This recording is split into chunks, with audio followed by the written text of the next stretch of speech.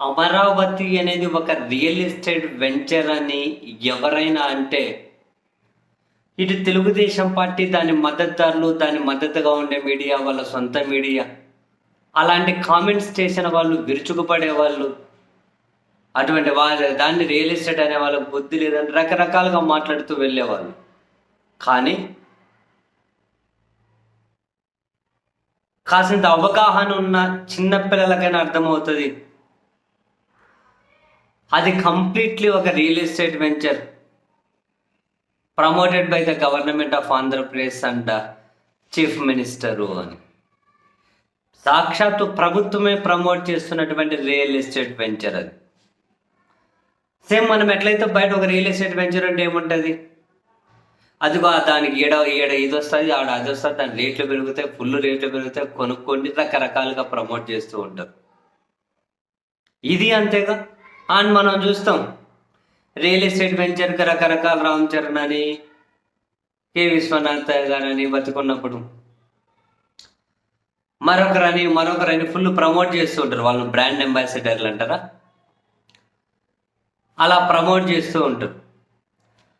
తాజాగా అమరావతికి కూడా బ్రాండ్ అంబాసిడర్లను నియమించడం కోసం చంద్రబాబు నాయుడు గారి సర్కార్ ఒక జీవోని రిలీజ్ చేసింది.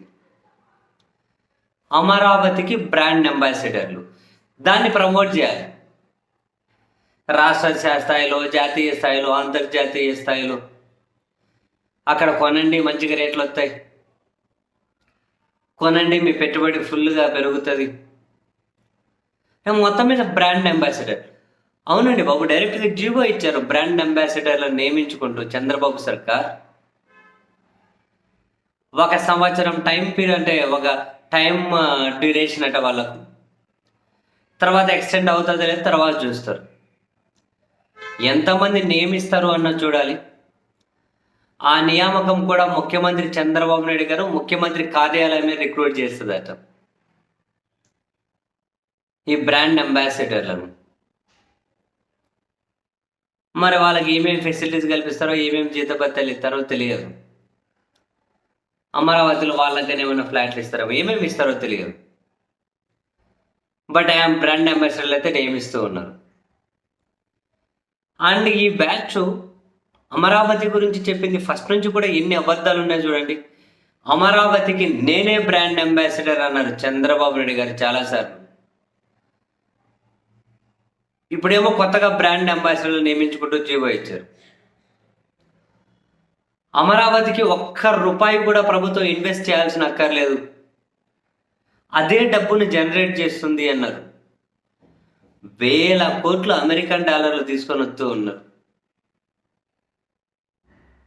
ఇలా మాట్లాడుకుంటూ పోతే అమరావతి చుట్టూ వీళ్ళు చెప్పినవన్నీ కూడా ఎంత కాన్ఫిడెంట్ అబద్ధాలో చూడండి. ప్రభుత్వం బ్రాండ్ అంబాసిడర్లను నియమించేసి ప్రమోట్ చేయబోతూ ఉంది. సరే కానివ్వండి, ఏదో ఒకటి.